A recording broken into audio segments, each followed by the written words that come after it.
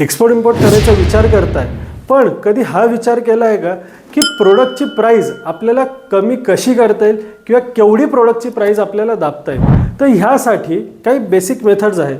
जसं की आज जर तुम्ही कमीत कमी प्राइसमध्ये प्रोडक्ट सोर्स करतायत, मल्टिपल सप्लायर शोधतायत, तुम्हाला जेवढं जमेल तेवढं तुम्हाला तुमच्या प्रोडक्टची प्राइस खालती ठेवायची किंवा दाबायची आहे. त्यानंतर येतं ट्रान्सपोर्ट.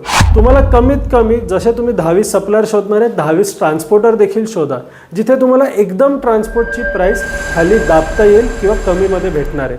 त्यानंतर जर तुमचा भाग येतो तो आहे शिपिंग कॉस्ट आणि CHAचा. तुम्हाला कमीत कमी 10 ते 20 CHA म्हणजे कस्टमर्स एजंटकडनं कॉस्ट घ्यायची आहे. अगेन तिथे जेवढी तुम्हाला प्राइस खाली दाबता येईल तेवढी दाबायची. कारण की प्रोडक्ट जर तुम्हाला कमी प्राइसमध्ये बाहेरला द्यायचं असेल तर कुठे कुठे तुम्ही कॉस्ट कमी करू शकतात, दाबू शकतात, हे तुम्हाला बघायचं आहे. आणि या 3 गोष्टी आहेत ज्या आत्ता सांगितलेल्या, ज्याच्यात तुम्ही कॉस्ट भरपूर खाली आणू शकतात आणि तुम्ही स्वतःचं मार्जिन वाढवू शकतात.